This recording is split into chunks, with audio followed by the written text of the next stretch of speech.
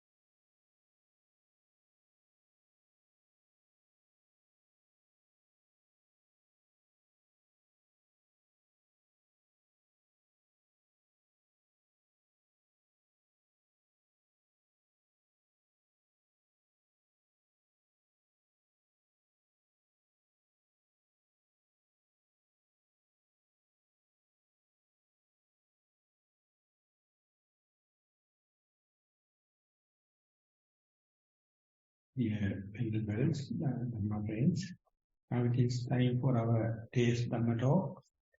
Everyone sit comfortably and give the consent with 3 times sadhu, sadhu, sadhu.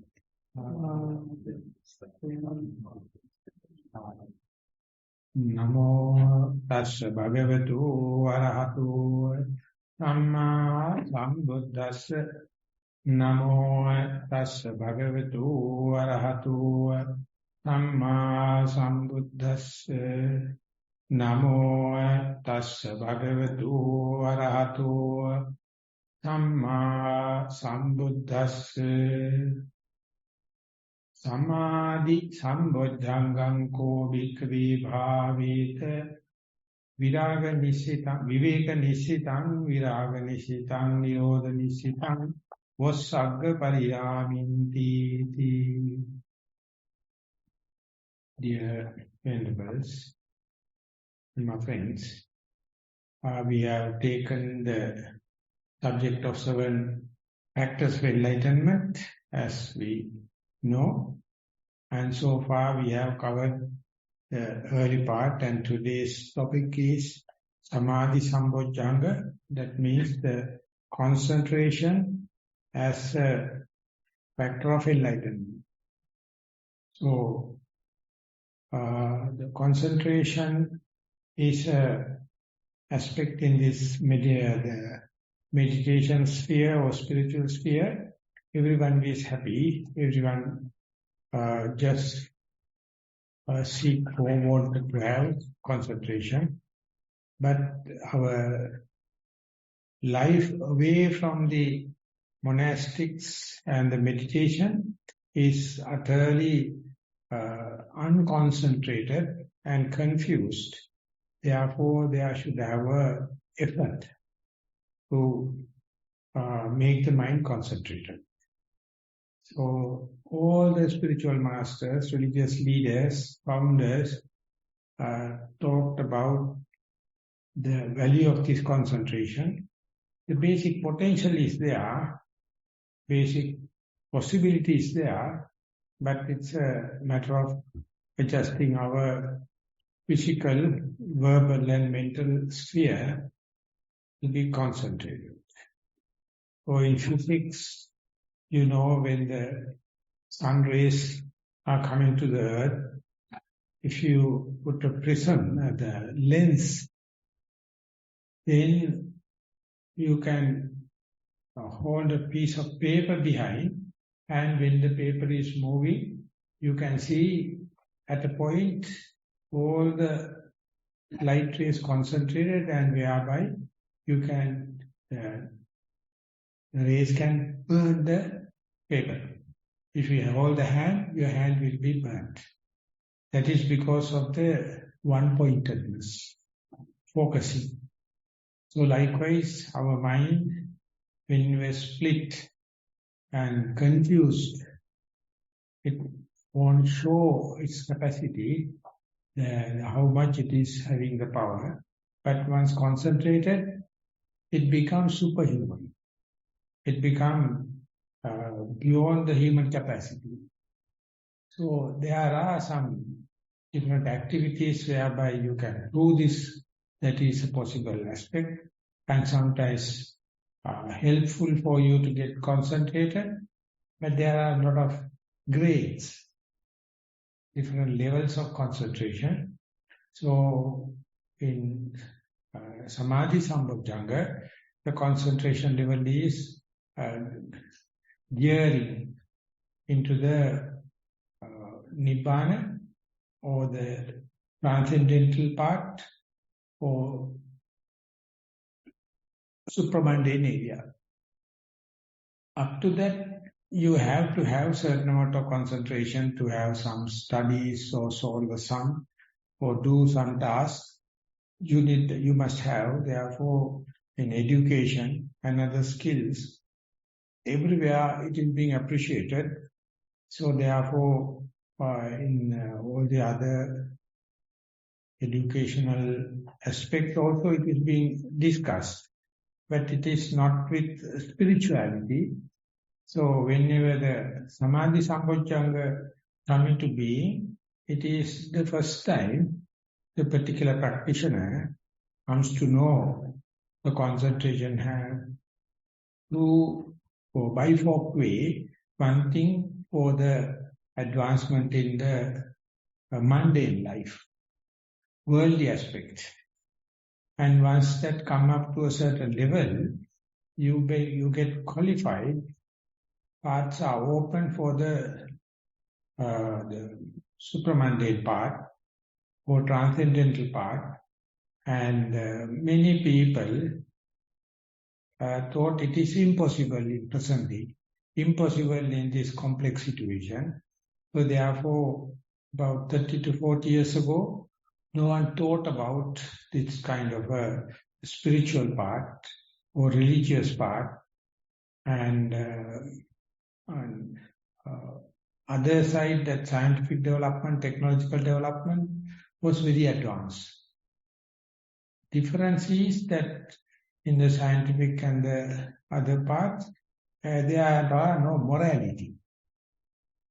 Whenever this concentration is coming with the moral aspect, the moral shame and the moral fear, then only it can be transferred into the transcendental side. So the present education is unconcerned about the moral aspect. So more you educated, more you develop the rational mind, and you will try to rationalize what's the necessity of morality or healthy shame and the healthy fear, moral shame and the moral fear.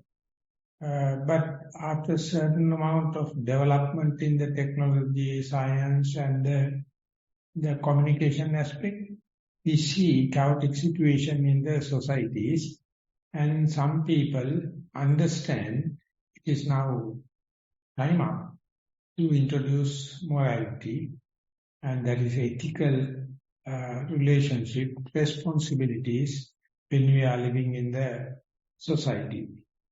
When you come to the Sati Samadhi Sambhojjhanga, you can apply that Samadhi into the social aspect when you are living in as a group.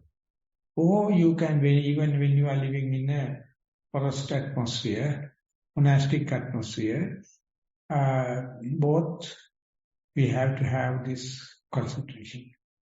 So, before the concentration, according to the teaching of the Buddha, before the concentration restraint, you must have moral restraint. Once you have certain amount of morality, that's why we have some precepts before starting the retreat. Everyone must abide by precepts, otherwise it's very difficult to run a timetable. It's difficult to run a formal method. So therefore, moral restraint. Moral restraint is talking about the transgressional kind of defilements. That whenever a society is running, there are some social norms. And if someone is abiding by the social norms, society will not be a problem for you. Police will not be problematic to you. As far as you are transgressing, trespassing, you have to pay. They will come and arrest you. That is why the society itself is imposing moral restraint. So, individually, are we abiding? If it is so, there is no friction from the society. If we are not, one day we have to undergo difficulties, and that is the social way. So therefore, the kind of defilement we are talking at the social level is called transgressional kind. That means killing, stealing, sexual misconduct, and the verbal misbehavior lying, slandering, harsh words and tinkering. So if you are determined not to do it, there are benefits then and there. The Buddha says there are 4 fears used to happen if you are unconcerned about the moral concern. You have self-criticism. I am not following the timetable, for example, in the retreat. I am not following the other instructions given. So therefore, I become a problem for the other people and to the institute. So therefore, self-accusation happen. That is part and parcel of present-day tension and the frustration.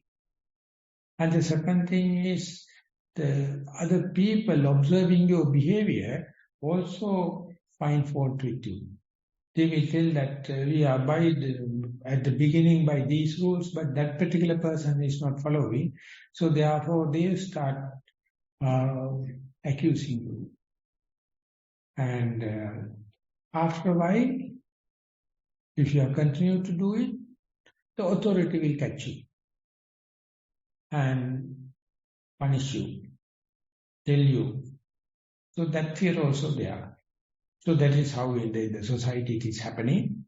But according to the teaching of the Buddha, even if you can manage it while violating the rules, still you can do away with or do something not to accuse yourself internally, not to get the accusation from the others, or not to get caught up in the authority or do something. But it says after the death, you are going to the nether world. So therefore, that cannot be bribed. That cannot be done away with. So there are 4 fears.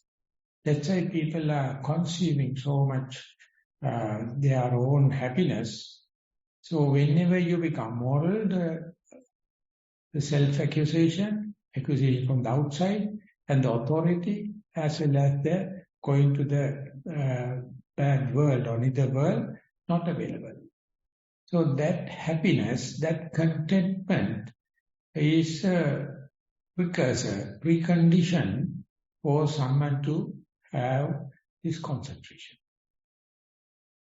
If you do not have that moral confidence and protection or lack of fear, very difficult to have the concentration. So therefore, Sila Sikha or moral restraint is always introduced and presented in the Buddhist monastic atmosphere. Whenever the mindfulness or insight meditation happened in America, it was a problem. Some Mahayana Buddhist sects, Theravada Buddhist sects, and other people, they started introducing mindful societies and mindful groups, and they are different by introducing this moral restraint. Because their main attention was the mundane results. But whenever the Theravada things are happening, and organization, they always have certain element of moral restraint, and some people find difficult to adopt into these moral conditions and moral precepts. So they think it is not done. We can study in the school without any morality, physics, chemistry, all the kind of thing. Why should we have this kind of thing in the meditation centers? So meditation centers are concerned about those who are happy, those who are tallying with this, going with moral situation, but there may be some people, they can't understand why should we have commitments, moral commitments. But the best thing is to have that moral restraint, then only the concentration restraint possible, and it will be fruitful. And that is directly related with 5 hindrances. 5 Nivaranas. If you are not morally restrained, your Kamachanda, the variety of entertainment, jumping from one to the other, seeing, hearing, smelling, tasting, touching, and all the other mental things are quite agitated. Very difficult for you to have concentrated or focused, have avenue to one particular object. So therefore, this moral restraint is somewhat related with 5 hindrances. The first one is the Kama Chanda, the different varietal ways. Our mind is always like a monkey, jumping one to the other, as far as you are awake. And the second thing is the hatred. Whenever you won't get the desired thing, it is reactive, vyapada. So therefore, as far as the vyapada or the hatred is there, the rapture cannot come. So if you wish to have decent or moral kind of a rapture, you have to do away with this vyapada. Vyapada or the hatred or reaction is a shadow of the Kamachanda, the varietal entertainment. When you reduce the range to a moderate area, less attraction or less distraction. So there are more chances for you to have happiness or gladness. That is how you are not associating the extremes, but try to be with the middle part. And third aspect is the sleepy, slimy, and congealing mind.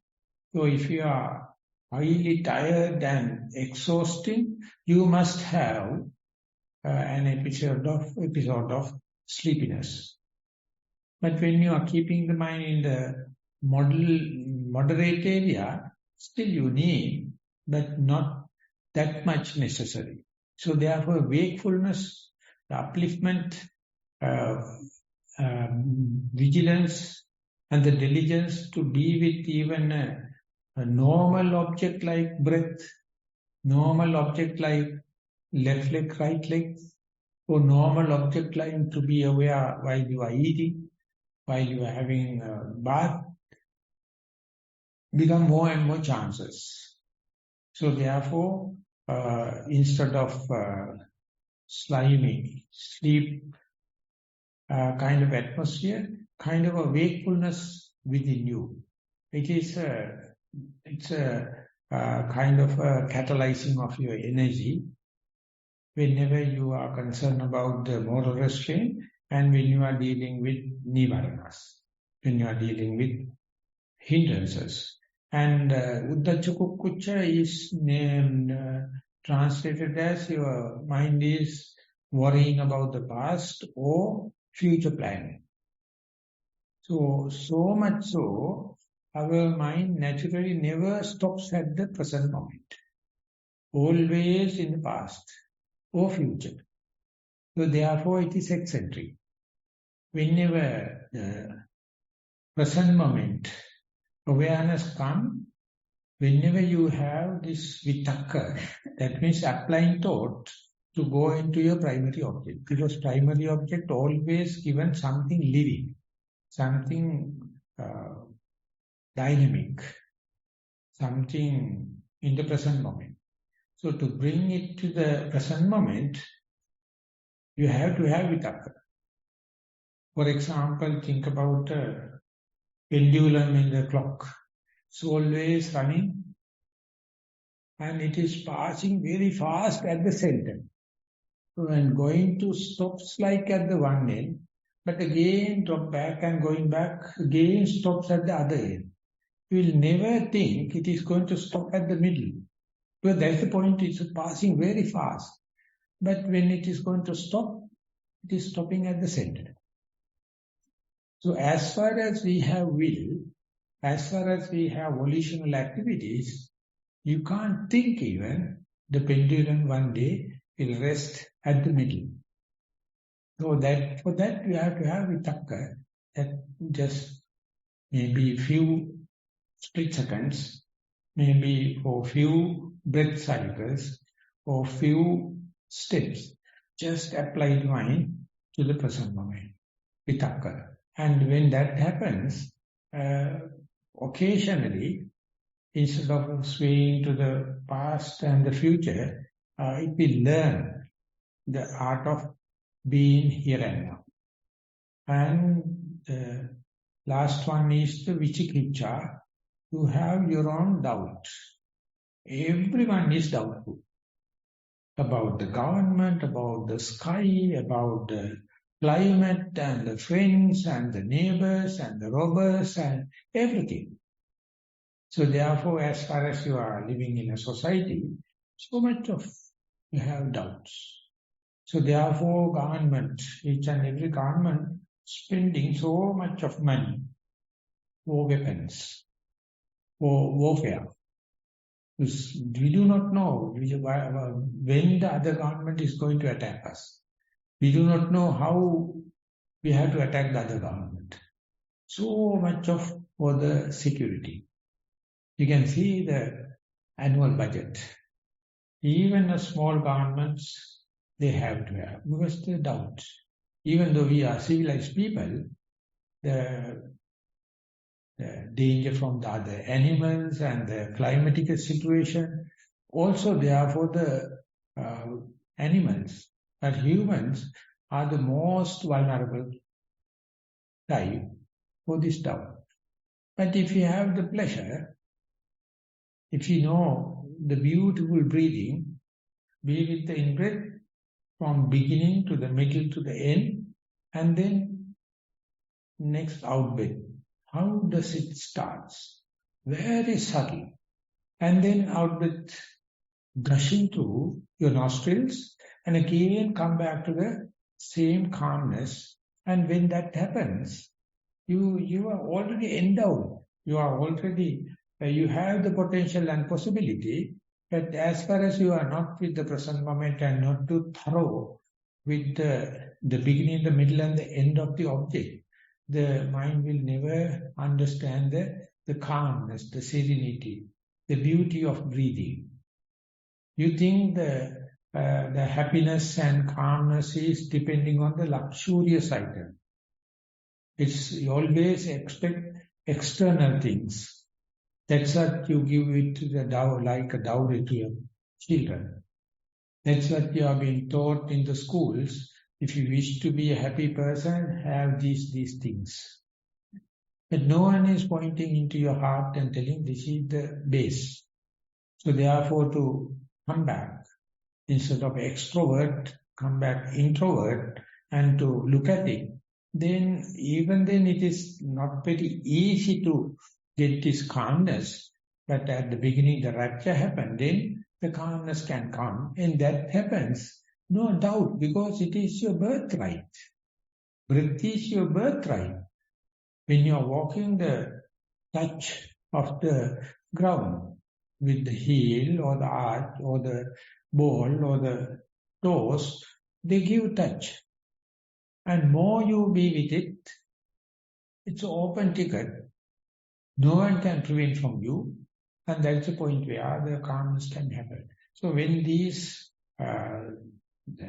nivaranas are being suppressed and the jhanic factors are going to come, that is how the concentration is being defined. So in the Patisambhida Magga, that is the book of discrimination, Venerable Sariputta says, whenever monkey mind trained and go to the jhanic experience or concentration, it must pass through these stages. Atitanu dhavanam chittam vikko bhanavajana samadhisya paripantu. As far as mind is associated in the past, it is regret. No one on the earth can remember the past and be happy. Everyone is unhappy. It's a universal truth. So even your mind is not in the present, When it is associating the past against your wish, just see this.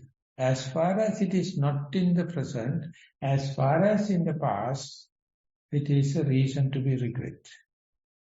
Atitanu dhavanam chittam vikhopanapatitam samadhisa paridvantu. It is a distraction for your concentration. Even though it's a distraction, it's a truth. So meditators can experience it. Even though I wish to have the concentration or attention or the mindfulness in the here and now, sometimes going to the past. Whose agenda? I don't know. But there you can see mind is always regret, not concentrated, because of the past. So these three aspects, you can verify even the mindfulness is not there, even the concentration is not there. That's the way the investigation of Dhamma or Dhammajiva, keen investigation happens. Mind is off the track, but still it is Dhamma. Still is the principle. Anagata patikankanam chittam vikampitam. Whenever you think about the future, it's excitement. Yes, my mother and father is wrong, my fast is wrong, but I will do it next time without any mistake because I have the formula, I have all the facilities, I will do this time. Likewise, each and everyone think my future plans are quite exciting. So still no concentration. Still eccentric. And you can think, as far as you confirm that by yourself, without your wish and will, mind is jumping and having the future projections. And all the time it is excitement. So imagine if a person is going to live 100 years, after the age 50, you have future plan. At 50s, you slowly understand all the appointments are disappointed. All the appointments you are going to have will end up with the disappointment. So you are, because you are psychologically reborn at 50s. Till that you have license to do any mistake. But many completely lost their life by 50s. Finished, ruined. And after 50s, you're still worrying about, I have done that and this and this, and therefore past was something to be worried. So elderly people living in that. So therefore the Buddha says that the 50s only, your faculties become mature and you can compare your own past and the future. Therefore, Western psychology says you are psychologically reborn in 50s. In Buddhist calculation, it is Jnana Dasaka. 40 to 50 is known as the maturity, the wisdom, awakening area, because you have your own experience, and if you have a certain amount of character or personality, you can weigh in and out. So if you are not in a investigating way, you attribute that mistake to someone, to the government or to the neighbor or to the climate or to this and that. Or still you think future planning I can do, I am going to do it. But never you understand because of the present moment. Because of the vitakka keeping the mind here and now, still even if you are 50, it's not too late. You can start. But the theory remains, earlier the better. But imagine youngsters at the 20s, 30s, 40s, very difficult to bring into this meditative atmosphere, religious atmosphere. They think I am is called not old enough to go to meditation center. You must be 60 or more, then only you are qualified to go to meditation center. Youngsters, if they are going something wrong, others look at them in a very sarcastic way. What is wrong with you? There's so much of things in the world.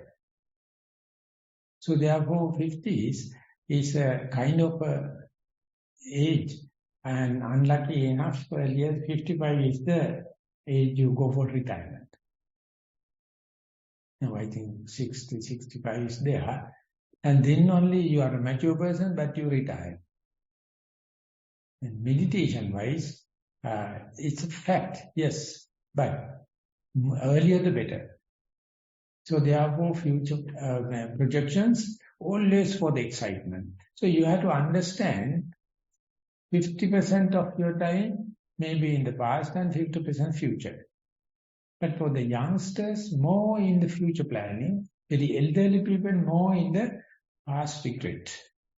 So you, when you are in the present, not only you must be happy being in the present and mindful and giving the basic condition and the situation for concentration, then you can see in the present, in this endeavor, in this mind is going to the past. Each time it goes to the past, come back with regret. Each time it is going to the future, always with the excitement. These are also the necessary understanding, inferential knowledge or deductive knowledge, not just to hate your mind always anchoring going to the past. There also you have to learn something. Don't worry that mind is always going to the future. Even if it is going to the future, you have something you can verify. Always the excitement happens, no concentration, no mindfulness, and you know it is unmindful. But still you are learning that inferential knowledge, the deductive knowledge, the rational knowledge is you have to assimilate by your way of life. Like you can, by reading novels and all the books, you can gain some, but it is not original like your own experience. And then abhinatan chitnang raganavatitan samadhisya paripanto. Sometimes you come across some desirable objects, the pleasant object, then invariably mind fall into desire. And it is not someone's mistake. This is the way it happens. So you have to understand the objects whenever appear, you recognize them as likings, some dislike, desirable, undesirable. So we are happy with the pleasure principle. Always happy with the, happy to meet up with desirable object. But you don't know. Whenever the desirable object happens, you are sick with liking. And you then onward look through your colored glass of the liking. Whenever such a thing happens, no concentration, no mindfulness because of the desire. And the wrong thing is, you may think that my desire or the way that I look at this object as a desire must be the universal. Everyone may be happy with this object. It is not the case. The person sitting next to you may not be. Then you clash with that particular person. Because his desire is not my desire. And his undesirable object, when it happens, you think that my fellow beings also have the same undesirability upon that object. That is not the case. We are multivarious likings and disliking. So therefore, when you are in the mindfulness, when you are in the present moment, that breath, for example, or your mindful walking, the left leg and the right leg, no desire, no undesire. No liking, no dislike. So therefore you are replacing liking and dislike by neutral object. So that's a good way of defining the religious and the spiritual endeavors. Otherwise always our mind is colored. As far as it is colored, it is becoming consumed by the liking and disliking. And in the psychology, it says it is Always you are with the happiness seekers. Not only human, even the animals. They are in the pleasure principle. And how much you are paying for that, how much you are destroying the earth, destroying the raw materials and consumerization, luxury, doesn't matter. Doesn't matter. Because you are blind. You are always in the pleasure principle. And parents think, my liking and disliking must be go to the children. And the party leaders think, my liking and disliking must go to all the party members. Religious leaders, they think, our likings and disliking must go to the followers. But it is not the case. This is how the human cultures, cult groups, geological groups are happening. They have a certain amount of similarities, but never the same. So therefore, whenever you are met up with visual object, sound, smell, taste, touch, or any mental object, you fail to understand how they fall into one category, one or either one, liking and disliking, because that liking and disliking is not relying on the object itself. You are the one putting the value into each and every object. That is because of your scripts in your mind. Something you consider as a good omen, desirable objects, some are not. And later you think that object itself is carrying the desire and undesirability. So keep the mind long, as much as possible, no liking and disliking. Then you can understand these liking and disliking are not the attributable factor of the object itself. That is your sick mind. That is your conditioned mind. That due to your scripts. Whatever happens, you add some values. Then onward, you find fault with the object, and that object itself is undesirable. It is coming and it is disturbing, or it is desirable. I am very happy with that object. So likewise, you make a lot of comments, but when you keep the mind more and more with mindfulness, it learns. Most of the time, our mind is not with liking and disliking. It is in the in-between area. That is the point we call very boring, very monotonous. I must at least go a trip, or must have a film, or must have a friend. So whenever you going to be with the no liking and no dislike, then you feel quite lost, outcasted. You feel like boring. That's why when you go to a home, you can see so much of recreation. So much of recreation. And present day, all the news media, they know how to make a news into a recreation, entertainment. We don't find fault with the news media. They know how to handle the news to make an entertainment. So they are filling your time all the time. You may skip a meal, but never the news read. And always that after a few days being here, when you go back home, just see what is happening. You take all the magazines and the reviews and kind of thing, start reading everything because you don't know what happened to the dollar. De-dollarization, no value up and down, and then what is going to affect and where the cyclones are going to happen and the tsunami, and you are not here. So you can't live without that. When if you're supposed to happen to go to Nissarana in my place, our place, we have accommodation for 100 people. Sometimes we have 10 days retreats, 5 days full free of charge, and we take the cell phone. This is like a punishment.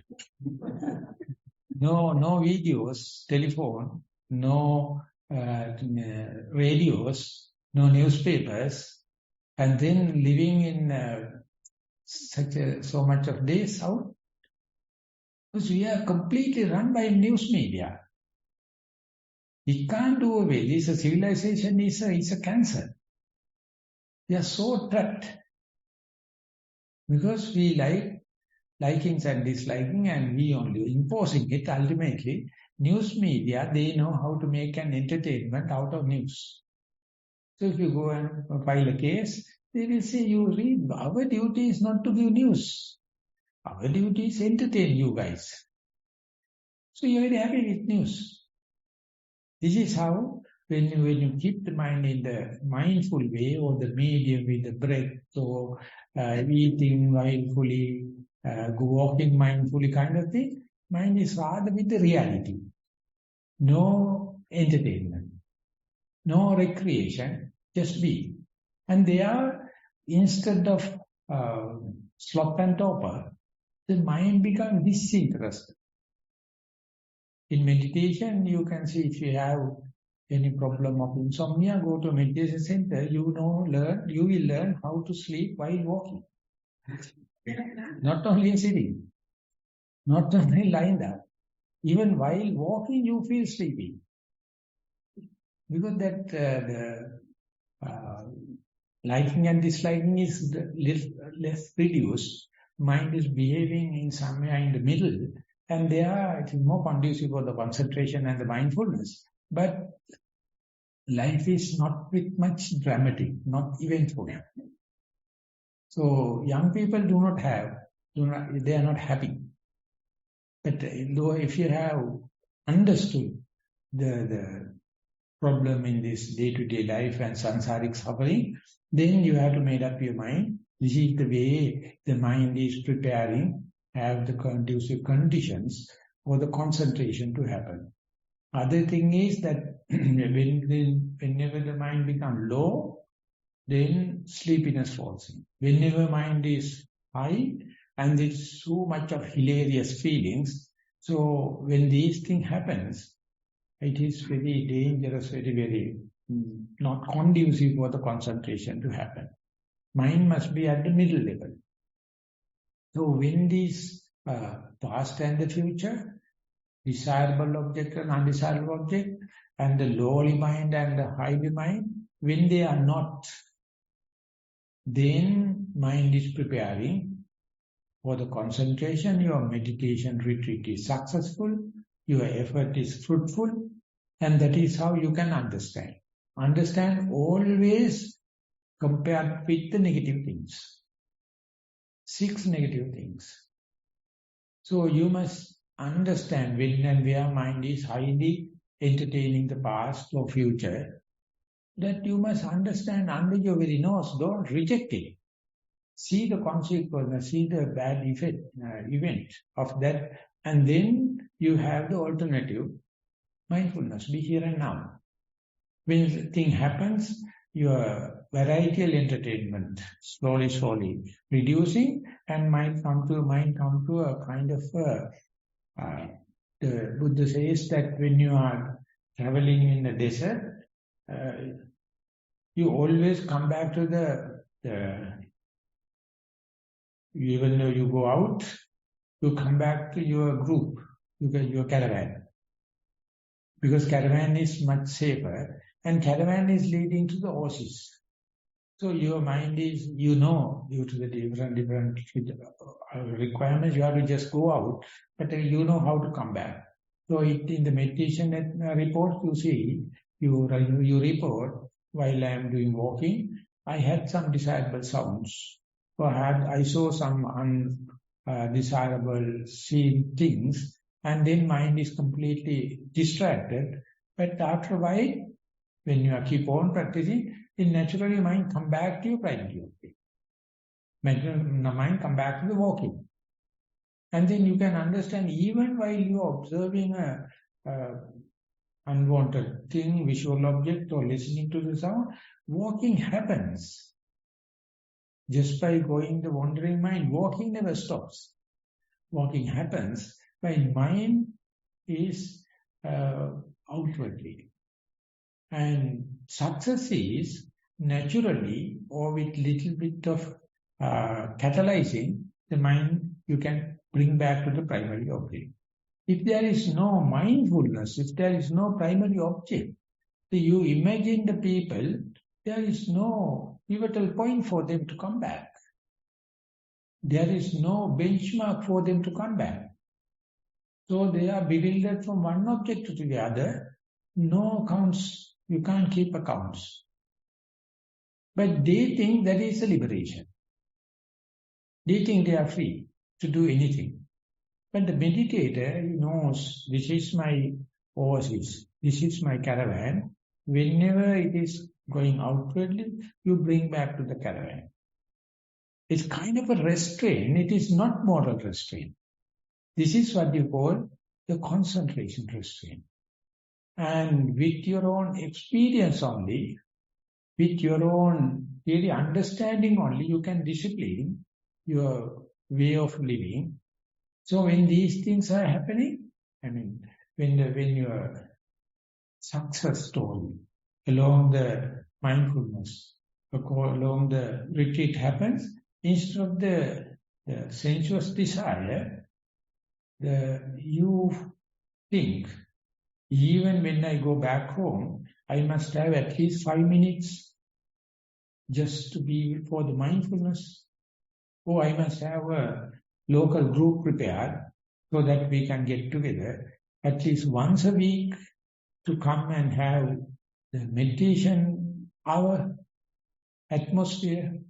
Likewise, you feel like the value of the concentration, value of the one-pointedness, value of the free of desirable, the sickness on the desirable objects, seeking behind the desirable object.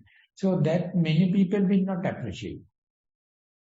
Worldly people, they don't appreciate. They are always entertaining. They are keep on indulging. And whole behavior, according to the Sigmund Freud interpretation, is sexually we can explain why that person is behaving like that. The Buddhas are told not the sexual but sensual.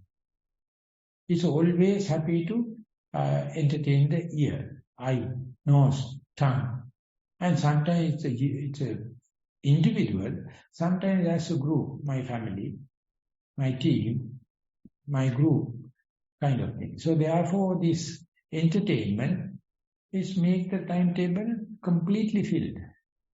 So instead you have to have certain time in a day or a week to give the concentration. They are your devotion, whatever the religion you are following, the devotional or faith aspect is developing. Because you have certain time for this kind of activity. And for that you have to have special effort. Not with the normal mundane effort. This is a spiritual kind of effort. So therefore your faith aspect, the energy aspect, and the mindfulness also, you are giving a chunk of time. This time I am allocating only for mindfulness. So many people use it for sitting meditation. Not necessarily to only the sitting posture. You can do while walking and your day-to-day activities. But if you, of course, if you are going into a mindful group, they schedule sitting and walking time. You give value. You give a certain amount of time in your life, in your day, for mindfulness. So mindful aspects also developing. And accordingly, the concentration. Sometimes in your sitting, you can have that frequency increases than earlier. And then you understand this kind of wisdom. That is the wisdom we must have for our well-being. The indulgence with the sensuous pleasure, never for the well-being. Whatever the advertisements are talking about, whatever the other entertaining parties are telling, not for the well-being. So if you are not mindful, you are living such a hateful life for your well-being.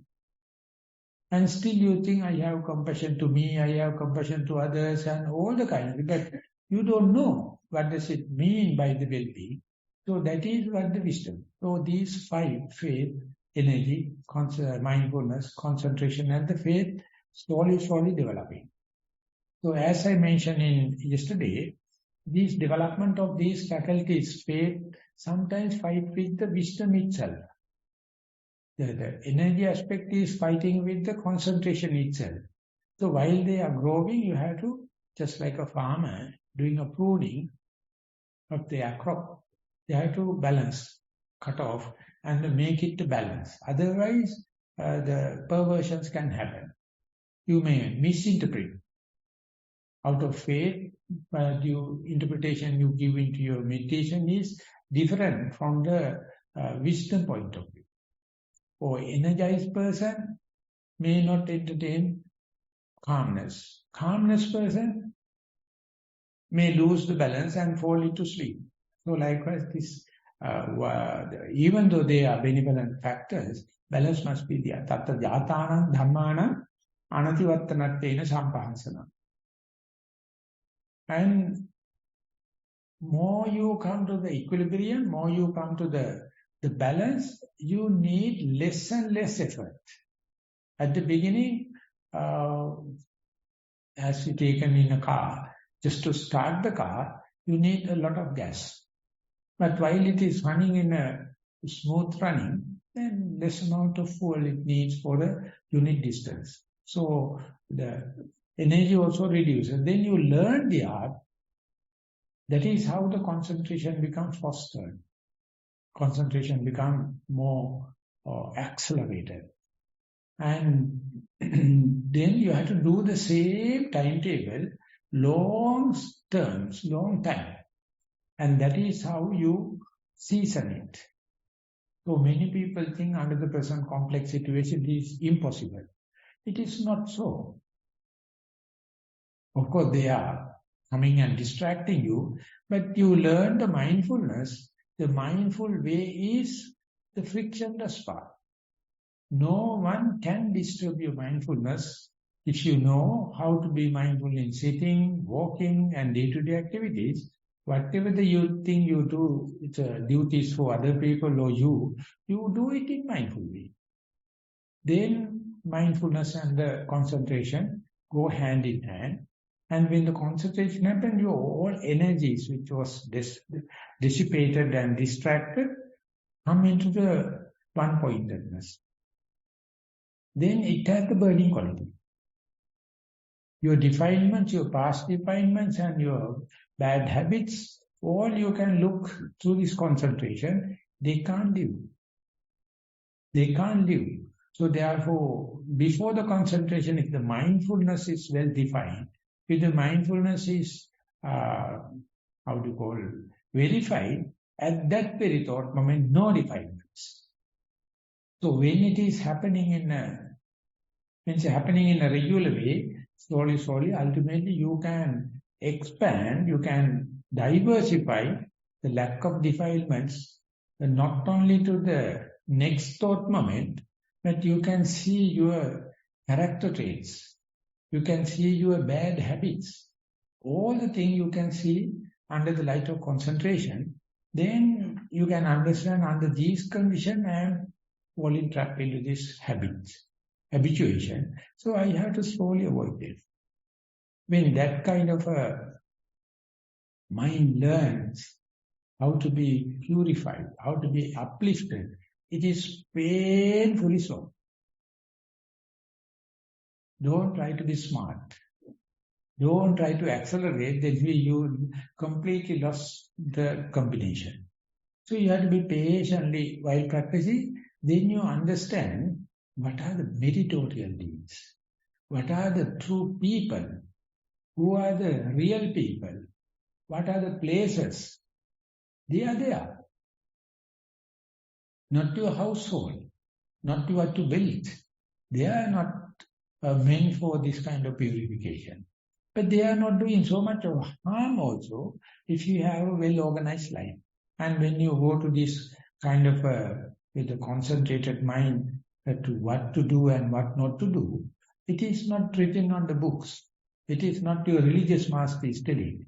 you are assimilating by your own character, your ways and means, and in the discussion, we are discussing, we are sharing it. We become generous, we become humble, we become beginner's mind, and always you can reshuffle your pack with these qualities, and the concentration is the proximate factor. Daily Bhante is chanting. Without concentration, no wisdom can happen.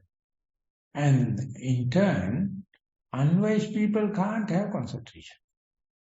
The wisdom aspect is there for the concentration to happen. So they are reciprocal, mutually each other.